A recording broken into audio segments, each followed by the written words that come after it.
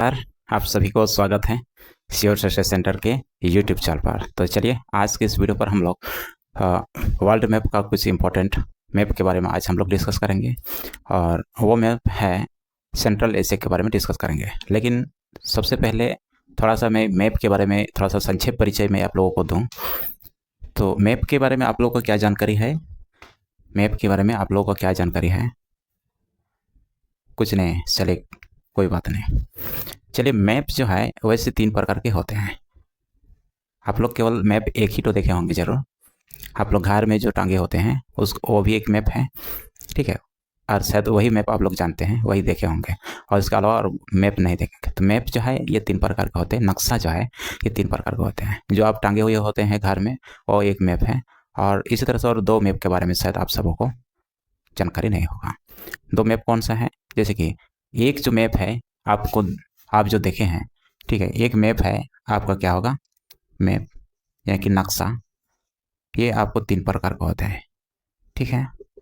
एक जो मैप है आपको ये पॉलिटिकल मैप, जो आप घर में टांगे हुए होते हैं, जो घर में आप टांगे हैं वो पॉलिटिकल मैप है, राजनीति ये मैप है। इसी तरह से जो है एक फिजिकल मैप होता है।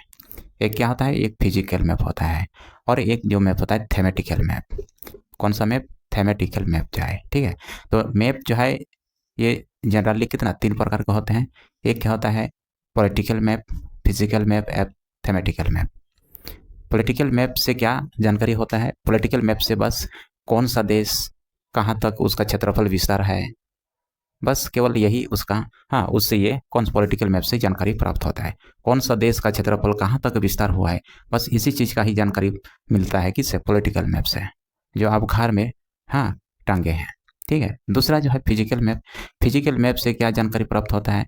फिजिकल मैप से जो नदी नाला पहाड़ पर्वत और, ठीक है, बर्फ, मतलब बाकी जो उसके बाद यानी कि नदी नाला पहाड़ पर्वत का जानकारी फिजिकल मैप से प्राप्त होती है। और थेमेटिकल मैप क्या है? इससे क्या जानकारी प्राप्त होता है? थेमेटिकल मैप से जो जानकारी प्राप्त होता है इसे, जैसे कि एक स्पेशल रोड के बारे में ये दिया हुआ रहता है। स्पेशल ये खनिज संपदाओं के बारे में दिया हुआ रहता है। जैसे कि अगर कोयला, तांबा, लोहा, चांदी, स्पेशल उसके खनिज संपदाओं का स्पेशल ये दिया हुआ रहेगा। और उसी तरह से अगर रोड के बारे में यानी कि सड़क मार्ग का बारे में के बारे में दिया हुआ रहेगा, या फिर या हवाई मार्ग के बारे में स्पेशल दिया हुआ रहेगा, ठीक है। तो उससे उन सारी चीज़ों का ये जानकारी थेमेटिकल मैप से किया जाता है, ठीक है। और पॉलिटिकल मैप से केवल कौन सा देश का क्षेत्रफल कहाँ तक विस्तार है इसका जानकारी प्राप्त होती है। फिजिकल मैप से जो है पहाड़ पर्वत नदी नाला इस सब का जो है जानकारी प्राप्त होता है। झील उल सबका जानकारी फिजिकल मैप से, नदी नाला सबका क्या फिजिकल मैप से जानकारी प्राप्त होता है। और थेमेटिकल मैप से जो जानकारी केवल क्या होता है? रोड, यानी कि हवाई मार्ग, सड़क मार्ग, फिर रोड हो गया, ये सब जितना जो जैसे कि खनिज संपदा होते हैं, कहाँ कहाँ खनिज संपदा कहाँ कहाँ से प्राप्त होती है, ये सारी चीज़ों का जानकारी थेमेटिकल मैप से की जाती है, ठीक है। तो आई थिंक आप सबको मैप के बारे में थोड़ा सा बेसिक जानकारी समझ में आ गया होगा, ठीक है। उतना डिटेल्स तो यहाँ पर मैं नहीं बता पाऊँगा, वो वीडियो बहुत लंबा हो जाएगा, ठीक है। तो ठीक है, मेरे ख्याल से आप सबको इतना जानकारी भी इनफ है। चलिए इसको मैं मिटाता हूँ। अगर आपको पूरे डिटेल्स में पढ़ना है तो आपको ऑफलाइन क्लास ज्वाइन करना होगा। ऑफलाइन क्लास में मैंने आप लोगों को पूरे डिटेल्स में ये सारा चीज़ों का मैंने बताऊंगा, ठीक है। चलो, ये जो मैंने ऑलरेडी यहाँ पर एक मैप, किसी देश का एक नक्शा को मैंने मार कर रखा है। ये कौन सा देश का नक्शा है, आप लोगों को पता है या नहीं? अगर नहीं पता है तो खैर कोई बात नहीं, मैं आप लोगों को बता रहा हूँ।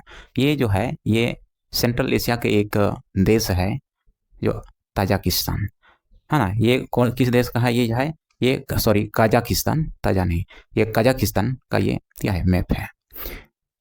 तो चलिए आज हम लोग का इस वीडियो पर एक्चुअली चर्चा जो करना है, हम लोग को जो पढ़ना है कजाकिस्तान के बारे में, क्योंकि मैंने पिछले जो आप लोग को मैं पढ़ा चुका हूँ वर्ल्ड मैप में सार्क देशों के बारे में बताए हैं, सार्क संगठन यहाँ के बारे में बताया था, और आसियन कंट्री कौन कौन सा आता है, आसियन कंट्री के बारे में पूरे डिटेल्स मैंने आप लोग को मैंने पढ़ा चुका है। आसियन कंट्री में कितने देश होते हैं और सभी देशों के बारे में, एक एक देश के बारे में पूरे डिटेल्स में मैंने आप लोग को पढ़ा चुका हूँ। तो चलिए आप लोग क्या बता सकेंगे कि सार्क देश में कौन कौन आता है। तो चलिए सार्क देशों के बारे में थोड़ा सा हम लोग रिमेंबर करते हैं। सार्क देश में कौन कौन आते हैं और कितने देश आते हैं, और एशियन कंट्री में कितने देश आते हैं, और इसके बाद जो हम लोग सेंट्रल एशिया में, जो मध्य एशिया जो बोलते हैं हिंदी में, मध्य एशिया में कुल कितने देश आते हैं, और उन सभी देशों के बारे में एक एक कर देश के बारे में पूरे डिटेल्स में हम चर्चा करेंगे, जो एग्जाम दृष्टि से इंपॉर्टेंट होता है। ठीक है, तो चलिए सार्क देश में कौन कौन है पहले हम लोग थोड़ा सा याद करते हैं। चलिए कौन कौन है सार्क देश में। सार्क देश में टोटल कुल 8 देश होते हैं। कौन कौन होता है, सबसे नीचे से हम लोग शुरू करते हैं। मालदीव, श्रीलंका, भारत, पाकिस्तान, अफगानिस्तान, नेपाल, भूटान, बांग्लादेश। हो गया, देखिएगा 8 को हुआ ना। मालदीव, नीचे से मालदीव, श्रीलंका, भारत, पाकिस्तान, अफगानिस्तान, नेपाल, भूटान, बांग्लादेश। नेपाल, भूटान, बांग्लादेश। ठीक है, तो 8 देश हो गया। इजीली 8 देश हम लोग याद कर लिए हैं। और मैंने वैसे तो 8 देशों के बारे में एकदम पूरा एक एक देशों के बारे में पूरे डिटेल्स में मैंने आप लोगों को पढ़ा चुका हूँ, और जो भी एग्जाम दृष्टि से इंपॉर्टेंट होगा सारे पॉइंट्स मैंने आप लोगों को बता चुका हूँ। ठीक है, अब अभी हम लोग एशियन कंट्री के बारे में हम लोग समझते हैं। एशियन देश कितने हैं, एशियन कंट्री में कुल कितने देश होता है। एशियन कंट्री में 10 देश हैं। वैसे अभी फिलहाल जो है 11 देश के रूप में भी कहा जाता है, लेकिन मूलतः कितना 10 देश है। तो कौन कौन सा 10 देश है और 11वां देश कौन सा है वो भी मैंने आप लोग को बताऊंगा, क्यों 11वां देश को, हाँ कौन सा देश को 11वां देश के रूप में काउंट किया जाता है एशियन कंट्री में। तो खैर चलो शुरू करते हैं। तो कौन कौन सा है, पहले म्यांमार से शुरू करेंगे। बांग्लादेश तो हम लोग किया है, ये हो गया कौन, सार्क देश में है। अब इसको एशियन कंट्री में जो, हाँ दक्षिण पूर्व के क्षेत्र में जो देश आते हैं उसी को हाँ कहते हैं एशियन कंट्री कहते हैं। दक्षिण पूर्व के बीच में, यानी कि दक्षिण पूर्व जो देश हैं उन्हीं देश को क्या कहते हैं, एशियन कंट्री कहते हैं। तो एशियन कंट्री में कौन कौन से देश आते हैं अब अभी हम लोग पढ़ते हैं। एशियन कंट्री में देखो हम लोग शुरू करेंगे Myanmar, Thailand, Laos, Cambodia, Vietnam, Malaysia, Singapore, हाँ उसके बाद फिलीपींस, ब्रुनेई, इंडोनेशिया, और नीचे में इंडोनेशिया का कोई एक देश छोटा सा देश है तिमोर लिस्ट। तो तिमोर लिस्ट को अगर शामिल करेंगे तो कितना होगा, ये 11 देश।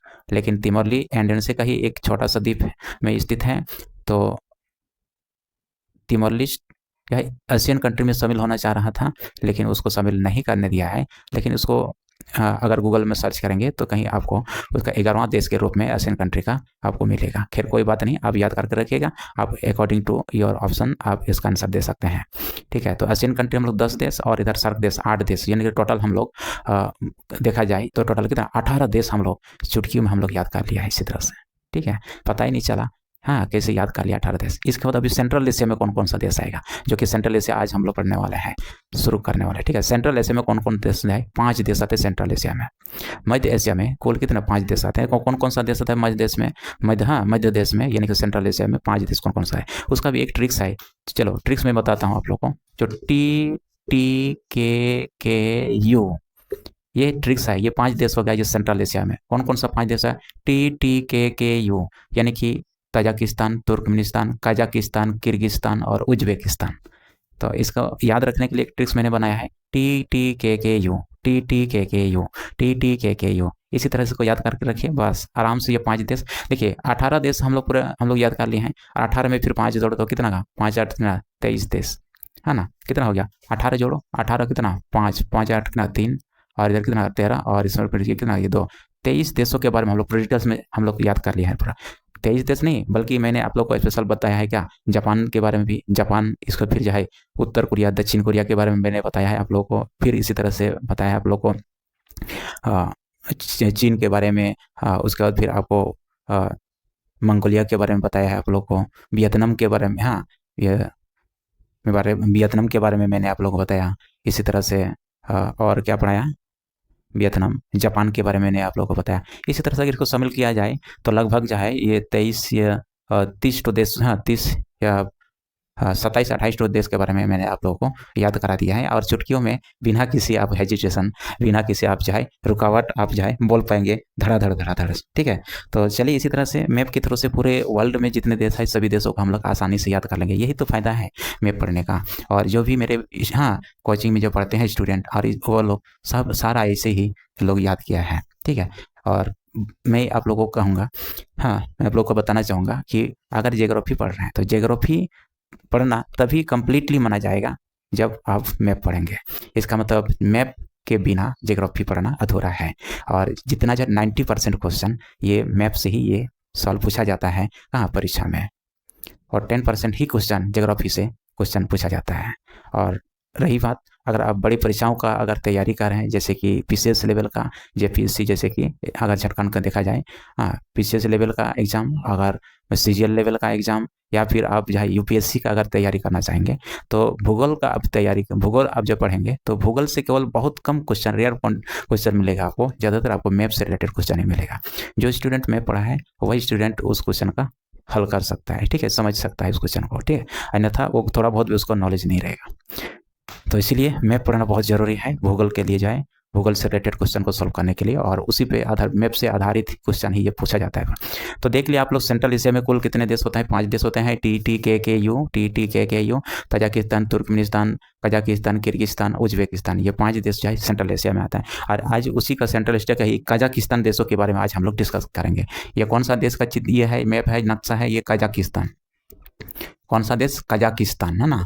कजाकिस्तान देश का ये क्या है, मैप मैंने बना के रखा है। मैप पहले से इसलिए बना के रखे हैं क्योंकि ये डिजिटल बोर्ड नहीं है, तो अगर मैं मैप बनाने जाऊंगा तो ये टाइम थोड़ा सा टेकन करेगा, इस वजह से मैंने पहले से ऑलरेडी थोड़ा सा मैप बना के रखा है, ताकि थोड़ा सा समय कम लगे आप सबों को बताने के लिए, ठीक है, ज़्यादा चीज़ें मैं आप लोग कम समय में बता सकूं, ठीक है। तो ये कजाकिस्तान आप लोग को दिखे। चलिए पहले आप लोग इसका राजधानी आप बताइए, तो कजाकिस्तान का राजधानी कहाँ है। देखिए कजाकिस्तान का जो प्रारंभिक राजधानी था, जो पूर्व राजधानी जो था, ये नूर सुल्तान हुआ करता था, लेकिन वर्तमान राजधानी जो है, वर्तमान राजधानी क्या है, चलो जल्दी से बताओ, वर्तमान राजधानी क्या है, आस्ताना। वर्तमान राजधानी कहाँ है, आस्ताना, ठीक है, वर्तमान राजधानी कहाँ है, आस्ताना, ठीक है। पहले नूर सुल्तान इसका राजधानी हुआ करता था, अब यह वर्तमान राजधानी ये आस्ताना है, ठीक है। अब एक सवाल जो पूछा जाता है, दुनिया का सबसे बड़ा स्थलबद्ध लैंडलॉक कंट्री कौन सा है, दुनिया का सबसे बड़ा लैंडलॉक कंट्री क्या है। तो पहले आपको इस सवाल का जवाब देने से पहले आपको एक लैंडलॉक का मतलब क्या होता है इसके बारे में आपको जानकारी होना चाहिए। लैंडलॉक का मतलब क्या होता है, चारों ओर से क्या है, ये भूमि से ही ये घेरा हुआ है, चारों ओर से भूमि से ये घिरा हुआ देश को क्या बोलेंगे, लैंडलॉक कंट्री। मतलब लैंड से लॉक किया हुआ जो है देश को क्या बोलेंगे, लैंडलॉक कंट्री, ठीक है। और यानी कि आप ये भी बोल सकते हैं कि जो जिस देश का समुद्र से सटा नहीं है उसी देश को ही क्या कहते हैं, लैंडलॉक कंट्री, यानी कि स्थलबद्ध देश कहते हैं।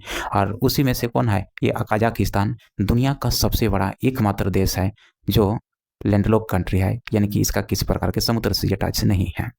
लैंडलॉक कंट्री दुनिया का सबसे बड़ा लैंडलॉक कंट्री है। वैसे लैंडलॉक कंट्री बहुत सारे हैं, लेकिन सबसे बड़ा लैंडलॉक कंट्री कौन है, कजाकिस्तान है। अगर पहले में नंबर 1 सबसे बड़ा कौन, कजाकिस्तान है। दूसरी सबसे बड़ा लैंडलॉक कंट्री जो है मंगोलिया, ठीक है। इसलिए आपको ध्यान रखना होगा कि अगर पूछेगा निम्नलिखित में से सबसे बड़ा लैंडलॉक कंट्री कौन सा है, और ऑप्शन में आपको कजाकिस्तान नहीं देगा, ऑप्शन में दे देगा मंगोलिया, चीन, जापान, इस तरह से नेपाल, इस तरह से दे देगा आपको भूटान। तो उस समय सबसे बड़ा के रूप में किसको माना जाएगा, अकॉर्डिंग टू योर ऑप्शन, तो किसको माना जाएगा, आपको मानना होगा किसको, मंगोलिया, क्योंकि दूसरी सबसे बड़ा लैंडलॉक कंट्री कौन है, मंगोलिया है, ठीक है। मंगोलिया के बारे में मैंने आप लोग को पढ़ा चुका हूँ, मंगोलिया की राजधानी उलन बाटर है, ठीक है।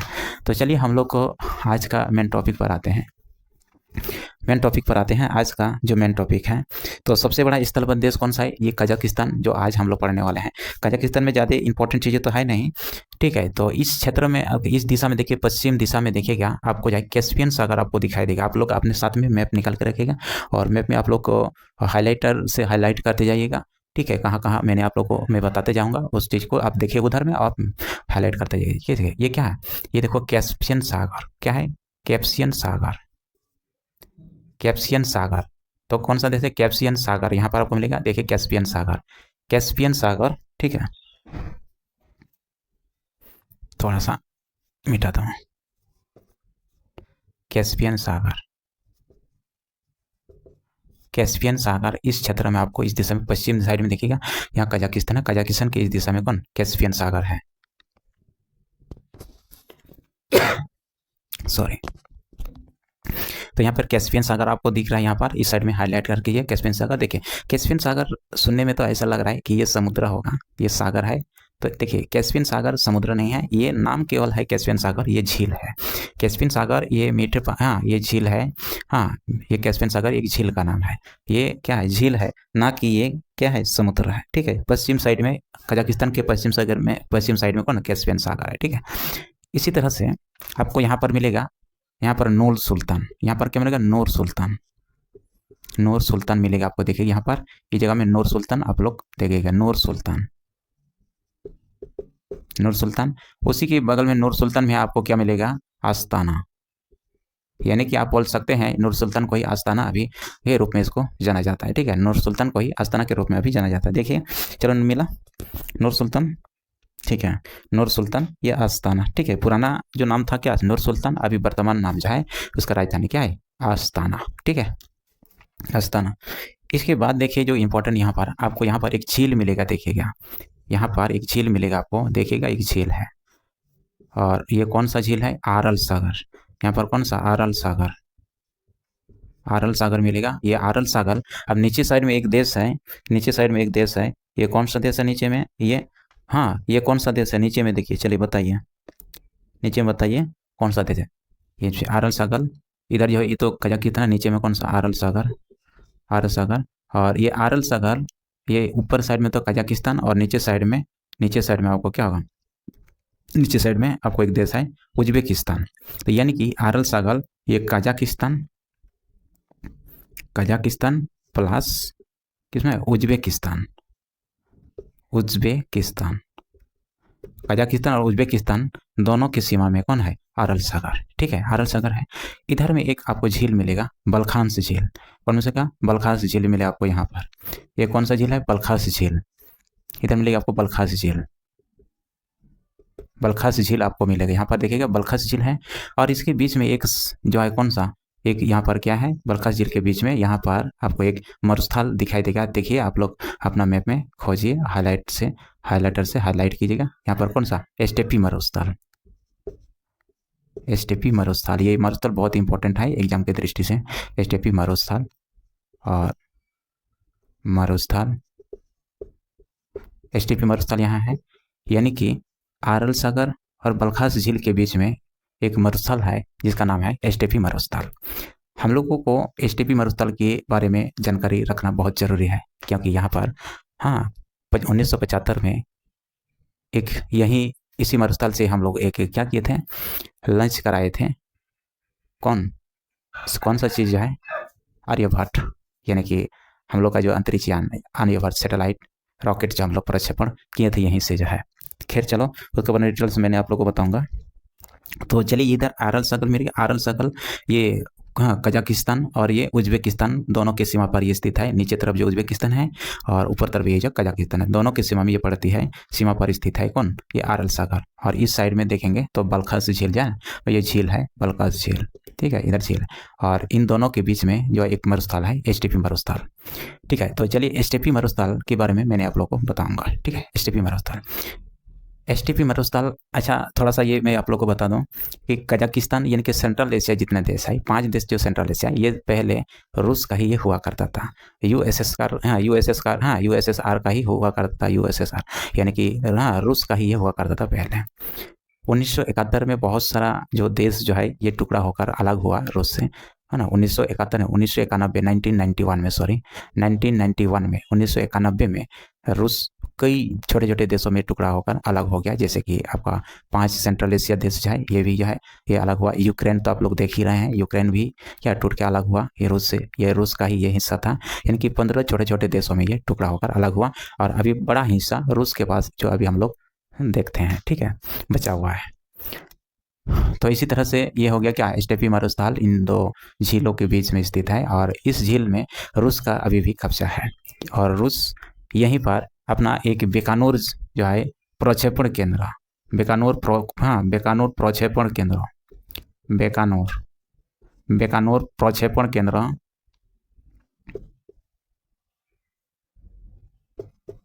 हाँ रूस का बीकानेर प्रक्षेपण केंद्र यहीं से, हाँ यहीं पर स्थित है। इसी स्टेपी मरुस्थल में ही रूस ने अपना प्रक्षेपण केंद्र बनाया है, और रूस ने जितने भी जो सैटेलाइट हो गया, जितना भी जो अंतरिक्ष जो है रॉकेट जो लॉन्च करते हैं, ये इसी से ही लॉन्च करते हैं, ठीक है, इसी से ही ये प्रक्षेपण करते हैं कौन, रूस जो है, ये अपना हाँ ये अपना कब्जा में ही रखा है ये, हाँ यानी कि कजाकिस्तान से एग्रीमेंट करके ये हाँ ये कराया है, कजाकिस्तान से एग्रीमेंट करके रखा, हाँ करवाया है, और ये अपने कब्जे में सीधा सीधी आप नॉर्मल में समझिए कि रूस ने कब्जा करके रखा है इसको अभी भी, ठीक है, कौन ये स्टेपी मरुस्थल। और इसी मरुस्थल से ही जितने जो लॉन्च करते हैं सैटेलाइट वगैरह सब जो भी है ना, वो यहीं से करते हैं। और रही बात कि 19 अप्रैल 1975 को भारत का जो पहला जो सैटेलाइट जो है, पहला उपग्रह जो है, इसी प्रक्षेपण केंद्र से ही हम लोग लॉन्च कराया था रूस के सहयोग से।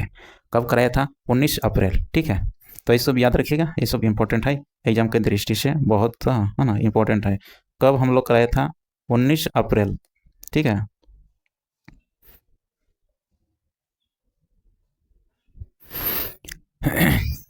तो इसी ये से हम लोग क्या जो 19 अप्रैल 1975 को भारत ने जो पहला जो उपग्रह जो छोड़ा था, पहला उपग्रह जो भेजा था अंतरिक्ष पे, तो ये पहला उपग्रह कौन सा? आर्यभट्ट। आर्यभट्ट। और इसी से ही, इसी प्रक्षेपण केंद्र से ही लॉन्च कराया था, हाँ, रूस के सहयोग से।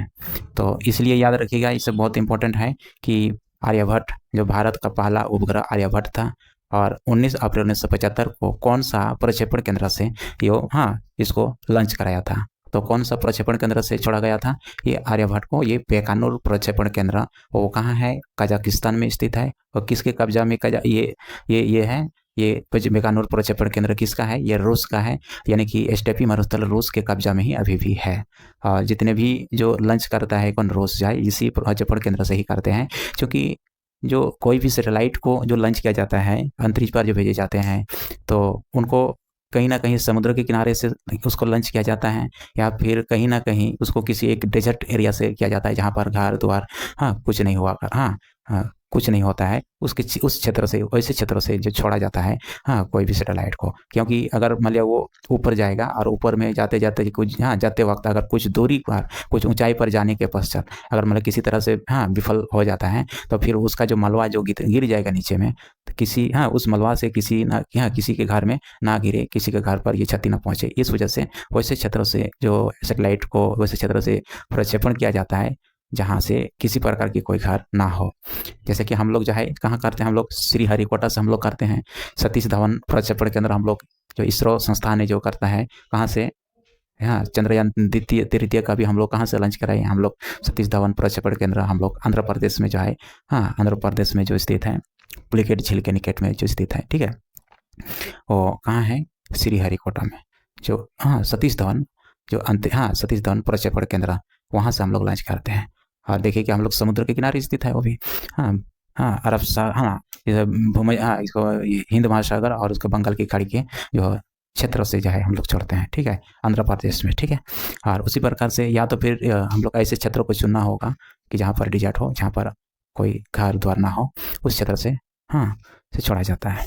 तो उसी प्रकार के रूस के पास तो अपना कोई समुद्र नहीं है, तो जिस वजह से वैसे समुद्र नहीं है, जिस वजह से उसने क्या कहा, डेजर्ट से उसने छोड़ता है। और वो कौन सा? स्टेपी डेजर्ट जो है, स्टेपी मरुस्थल है, और इस मरुस्थल में किसका कब्जा है? रूस का। और रूस ने यहीं से जो है अपना जितना भी सैटेलाइट होता है यहीं से लॉन्च करते हैं। और उसने जो अपना जो अपने जो प्रक्षेपण केंद्र बनाया, प्रक्षेपण केंद्र का नाम है बेकानूर प्रक्षेपण केंद्र। और 19 अप्रैल 1975 को हम लोग जो पहला हम लोग सैटेलाइट को हम लोग लॉन्च कराया था आर्यभट्ट, तब उपग्रह जो कराया था यहीं से कराया था। इसलिए जो है एग्जाम की दृष्टि से ये बहुत इंपॉर्टेंट है बेकानूर प्रक्षेपण केंद्र। कई तरह से घुमा फिरा के आपको सवाल पूछ सकता है कि बेकानूर प्रक्षेपण केंद्र कहाँ स्थित है, ये किस मरुस्थल में स्थित है, या पूछेगा आपको जाए आर्यभट्ट जो भारत का पहला जो उपग्रह था आर्यभट्ट को किस प्रक्षेपण केंद्र से लॉन्च किया गया था और किस देशों के सहयोग से लॉन्च किया गया था। इसलिए ये भी आपको सवाल पूछ सकता है, इसको भी ध्यान रखेगा। तो रूस देश से हम लोग रूस की सहायता से हम लोग लॉन्च कराया था इसको। ठीक है, तो इसी तरह से ये एग्जाम की दृष्टि से ये बहुत इंपॉर्टेंट है, इसलिए इसको याद रखेगा। अब देखिए ये जो दिख रहा है, देखो आरल सागर का जो पानी रूस ने क्या क्या, आपने जो रूस अभी जब देख रहा है रूस में पूरी इस सागर का पानी एकदम पूरा नाला बना के, कैनल बना के उसने क्या सारा पानी को सुखा दिया। किसको? आरल सागर को। आरल सागर का पानी को पूरी तरह से सुखा दिया जाए, कैनल बना के यहाँ का पानी को सब लेके गया रूस। जैसे रूस जो है पहले तो ये जो है यूएसएसआर के अंतर्गत आता है कजाकिस्तान भी, तो उस समय क्या एक कैनल बना के सब पानी वहाँ से लेके गया, यानी कि आरल सागर को ये यहाँ पर जो पानी था ये पानी को पूरा सुखा दिया है रूस ने। ठीक है, ये सोचिए आप कितना खतरनाक ये लोग का प्लानिंग होता है। ये सोचो ये प्लान पूरा इस सागर का पानी को ही पूरी तरह से सुखा दिया जाए। इंडिया में तो ऐसा प्लानिंग नहीं रहता है। ठीक है, तो आई थिंक आप सबको समझ में आ गया है। सेंट्रल एशिया में कितने देश आते हैं सवाल पूछेगा तो 5 देश आते हैं। कौन कौन सा जाए? TTKKU, Tajikistan, Turkmenistan, Kazakhstan, Kyrgyzstan और उज्बेकिस्तान। ये 5 देश है सेंट्रल एशिया में। और ये पाँचों देश जो है ये रूस USSR का ही ये भाग था। 1991 में 15 देशों में टूट के अलग हुआ रूस जो है, उसी में से आएगा कौन? सेंट्रल एशिया 5 देश भी टूट के अलग हुआ था। ठीक है, तो ये कजाकिस्तान से रिलेटेड बस इतना ही सवाल पूछे जाते हैं एग्जाम की दृष्टि से। दुनिया का सबसे बड़ा ये लैंडलॉक कंट्री कौन है? कजाकिस्तान। दूसरी सबसे बड़ा लैंडलॉक कंट्री है कौन? मंगोलिया। ठीक है, तो इसी तरह से और दुनिया का सबसे बड़ा द्वीप के आपको सवाल पूछ ले तो कौन सा होगा? ग्रीनलैंड। दुनिया का सबसे बड़ा नदी द्वीप के बारे में आपको पूछे तो आपको कौन सा होगा? मंजोली द्वीप, जो ब्रह्मपुत्र नदी आसाम में जो है। ठीक है, इसी तरह से सवाल जो है बहुत सारे पूछे जाते हैं। तो अभी वो सब का डिस्कस करना यहाँ पर सही नहीं होगा। अब जब आएगा तो समय वो सब डिस्कस करें। तो कैस्पियन सागर समझ में? कैस्पियन सागर पश्चिम दिशा में है। इसके पश्चिम यानी कि कजाकिस्तान के पश्चिम साइड में कौन है? कैस्पियन सागर। कैस्पियन सागर समुद्र नहीं है, ये क्या है? ये एक झील ही है। अब सुनने में आपको लगेगा कैस्पियन सागर नाम, लेकिन ये झील है। तो खैर कोई बात नहीं, आज इतना ही इस वीडियो पर। और इस तरह से अगर आप map, world map, Indian map या झारखंड का मैप स्पेशल तैयारी करना चाहेंगे तो आप लोग आ सकते हैं। पढ़ना चाहेंगे तो पूरे डिटेल्स में मैंने मैप को जो भी एग्जाम दृष्टि से इंपॉर्टेंट होती है सारा चीज़ों को मैं देखते हुए, सारे पॉइंट्स को मैं कवर करते हुए मैं पढ़ाता हूँ। तो अगर आप लोग इंटरेस्ट है तो आप लोग आ सकते हैं। अभी नया बैच चल ही रहा है, आप लोग ज्वाइन कर सकते हैं नया बैच में। बहुत ही सस्ता फी में मैं पढ़ा रहा हूँ, क्योंकि शिक्षा को बिजनेस नहीं करना चाहिए। शिक्षा उस अंतिम व्यक्तियों तक ये शिक्षा को पहुंचना चाहिए। अंतिम व्यक्ति तक जब तक शिक्षा नहीं पहुंचेगा ये सही नहीं रहेगा। इसलिए अंतिम व्यक्ति तक शिक्षा को पहुंच सके, इसलिए मैंने बहुत कम फीस में पढ़ाता हूँ। ठीक है, ये बिजनेस के तौर पर नहीं होना चाहिए। खैर चलो कोई बात नहीं, लेकिन घाटशिला का स्टूडेंट को मैं क्या कहूँ? घाटशिला स्टूडेंट को बस वो लोग को क्या चाहिए? इंटरटेनमेंट चाहिए। इंटरटेनमेंट कैसे? इंटरटेनमेंट लड़का और लड़की का इंटरटेनमेंट चाहिए। ज़्यादातर इस चीज़ पर फोकस करते हैं, लेकिन ये कितना दिन करते रहोगे? ठीक है, तो इसलिए वो सब का आप छोड़िए। आप अच्छा कहाँ पढ़ाई हो रहा है आप वहाँ पर देखिएगा, और ज़्यादा चीज़ें आपको कम पैसा में कहाँ मिल रहा है, अच्छी चीज़ें कहाँ मिल रहा है, आपको वहाँ चाहिए। ठीक है, इस चीज़ पर ध्यान दीजिएगा। और एग्जाम क्वालिफाई के हिसाब से ही मैंने पढ़ाता हूँ, ना कि जाए। अब देखिएगा UPSC हो गया या फिर JPSC में जाए, क्वेश्चन सीधा डायरेक्ट आ जाता है यहीं से। ठीक है, आप बोल रहे हैं कि मैप जब तक नहीं पढ़ोगे ना मैप, तो तुम्हारा ज्योग्राफी पढ़ना अधूरा है। केवल तुम यानी कि ज्योग्राफी 10% ही पढ़ा है, बाकी 90% चीज़ को तुमने छोड़ के रखा है। तो एग्जाम में कहाँ तुम्हारा जो है होगा, क्वेश्चन कहाँ तुम्हारा आएगा? क्योंकि 90% क्वेश्चन मैप्स से रिलेटेड ही रहता है, और 10% क्वेश्चन ही केवल ज्योग्राफी से रिलेटेड रहता है। और 10 क्वेश्चन ही आता है कि अगर मतलब 10 क्वेश्चन अगर आना है ज्योग्राफी से पूरा ये से, तो उसमें से 1-2 क्वेश्चन ही क्या ज्योग्राफी रिलेटेड रहेगा, और बाकी जो है मैप से रिलेटेड क्वेश्चन जो रहता है। तो इसलिए मैप पढ़ना बहुत ज़रूरी है। और घाटशिला में तो कहीं नहीं पढ़ाई होता है मैप हो गया, इकोनॉमिक्स जैसे सब्जेक्ट हो गया, कहीं पढ़ाई नहीं होता है, केवल सिर्फ जाए यही मेरा कोचिंग में ये होता है। और मेरे कोचिंग का जितना भी स्टूडेंट है, जितने वो लगभग 198 देश है ना पूरे वर्ल्ड में, सभी देश के बारे में जानकारी है। सभी देशों के बारे में एक एक पॉइंट चाहे एक एक गली गली जो है देखा जाए तो हमने घुमाया है मैप में ही। तो बहुत अच्छे से मालूम है कौन सा कहाँ देश है, आँख बंद करके बता देगा। और बाकी स्टूडेंट का तो कुछ पता ही नहीं, क्या बोलिएगा। ठीक है, खैर कोई बात नहीं, चलिए अपना मर्जी है।